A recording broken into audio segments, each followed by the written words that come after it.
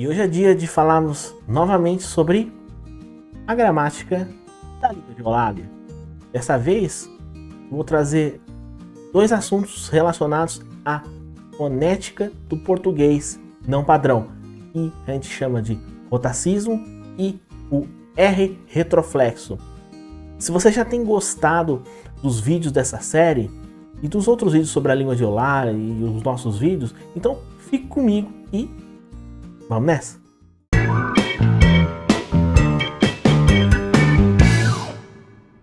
E aí pessoal, beleza? Aqui é o Bruno e nós vamos falar hoje sobre dois assuntos aqui do livrinho da língua de Eulália: o rotacismo e o R retroflexo. O que são esses fenômenos? Na verdade são fenômenos fonéticos e fonológicos que envolvem o som produzido ou a articulação específica de determinados sons do português ocorrente em variações não padrão. Vou falar um pouquinho sobre o rotacismo que está aqui na nossa tela. O que seria o rotacismo? Seria a tendência natural da língua portuguesa em transformar o L em R nos encontros consonantais. Como é que funciona isso na prática? Por exemplo, nós temos aqui algumas palavras, como flauta, pluma, publica, flecha, planta, floco, inglês, bloco, globo e chiclete. Então você vê que ele tem um encontro consonantal usando a letra R. Por um fenômeno na articulação, acaba sendo mais fácil, acaba sendo mais prático, em vez de você fazer esse movimento gl, que envolve o L, essa junção de uma consoante com a consoante L, acaba sendo mais fácil você produzir no lugar do L o R. Por isso que assim acaba sendo mais simples você produzir flauta, pluma, publica, flecha, planta, froco, inglês, globo, broco e chiclete. E são variações típicas do que ele fala caipira, ou de falárias mais comuns entre pessoas de pouca escolaridade, mas são bem comuns. Essa troca do L pelo R, como a gente vê agora, ela é bastante comum. Então, para nós não é nada de estranho. Só é importante frisar que, e por um lado, flauta, pluma e entre outros é a forma reconhecida como a correta, segundo a norma culta, as demais são formas que não têm esse referendo, não tem essa chancela, mas são perfeitamente conhecidas. E o mais importante é que há uma explicação para tudo isso. E um desses aspectos é o que eu acabei de falar aqui. É por conta da forma de produzir o som, você acaba criando uma alternativa mais simples de você conseguir articular o som e produzir a palavra, o som completo da palavra. Em vez de falar flauta, que envolve um maior esforço, você pode produzir frauta, que seria uma alternativa mais fácil. É muito mais fácil falar frauta do que flauta, inglês do que inglês, e crete do que chiclete. Embora a gente saiba que são formas que não têm a chancela da norma culta, são consideradas erradas sob esse prisma. E isso tem uma explicação. A gente pode acompanhar aqui nesse quadro que o livro traz como funcionam algumas palavras que têm uma origem latina e que ao longo da história, comparativamente com outras línguas também românicas ou neolatinas, como se dava essa formação, essa transformação da forma original para a forma atual em português. A palavra eclésia, que é relativa à igreja, como vê no português, ela vem sofrendo algumas modificações até chegar na forma église, do francês, e depois iglesia, do espanhol. Tem uma grande semelhança entre elas, até chegar no igreja.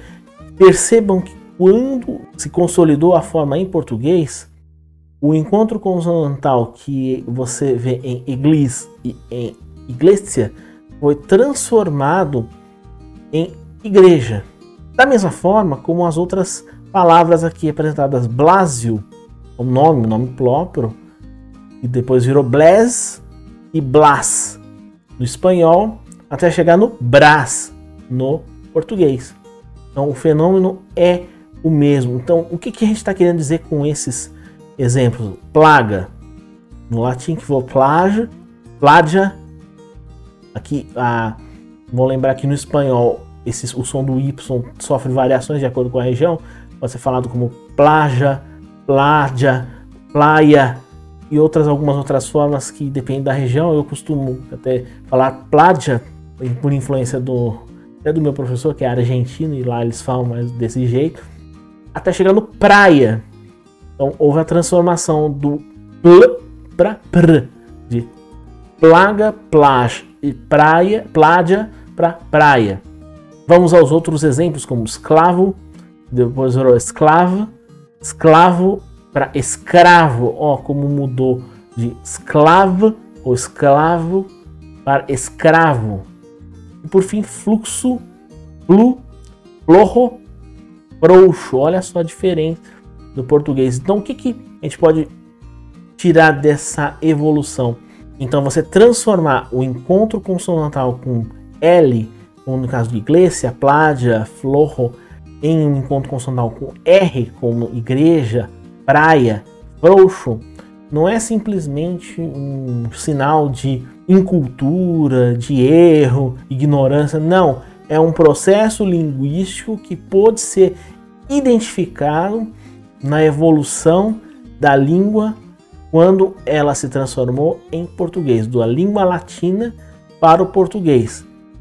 Se conservou em algumas palavras nas outras línguas românicas, como o francês e o espanhol, mas quando essa forma se transformou no português, houve essa mudança na construção do encontro consonantal de um L para R. Esse é o chamado fenômeno do rotacismo. Então ele é um fenômeno linguístico legítimo que pode ser encontrado em vários outros casos, várias outras línguas. Muito além de uma simples demonstração de incultura, de ignorância, mas é algo presente e está presente nas formas do português não padrão. Então é algo que tem uma base histórica, uma base linguística, não uma simples base cultural, social. E por fim, eu vou trazer esse aspecto interessante do R retroflexo ou do R caipira, que de certa forma tem a ver com o que nós falamos, porque é um traço típico dos falares do interior de São Paulo, Paraná, Minas Gerais, que é o chamado R do caipira, do porta, e de outras formas em que o R é bem característico, bem forte. E qual que é essa característica? Conforme a gente for estudando fonética, a gente vai percebendo que existem várias formas de se produzir os sons. Há as formas oficiais, consagradas na gramática, na tradição, e há as outras formas. O R é um exemplo disso. Você não tem a pronúncia R como essa do porta. Você não tem a pronúncia do R como porta simplesmente. Você tem também o porta, como é o caso do R retroflexo, mas também do porta, como falado em outras regiões, porta mais suave, falado em outras regiões, enfim. A mesma letra acaba tendo variações sonoras, e isso também é algo comum nas línguas.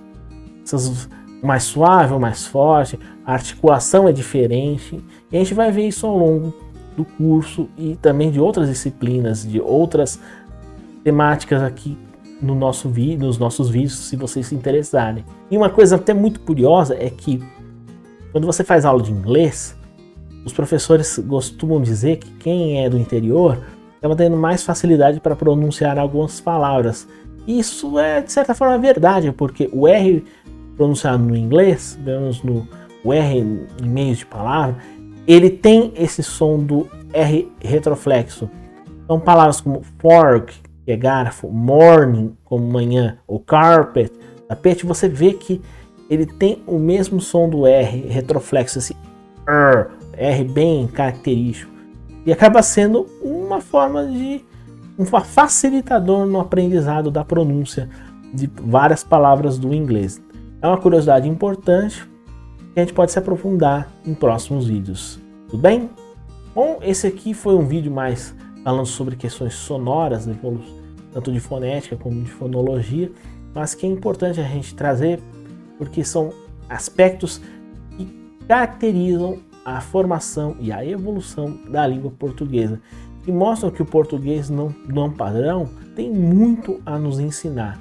Não é simplesmente uma variação sem prestígio, mas é uma outra manifestação da língua e, como tal, precisa ser estudada.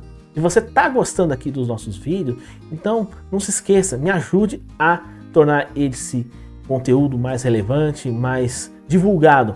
Você deixa o seu joinha para me ajudar a deixar esse conteúdo, esse vídeo mais relevante, chegar a mais pessoas. Também se inscrever no canal, ativar o sininho para que você fique atento às novidades. Espero ver você de novo para mais uma aula, para mais um vídeo da gramática da língua de Eulália. Um grande abraço, fique com Deus e até a próxima.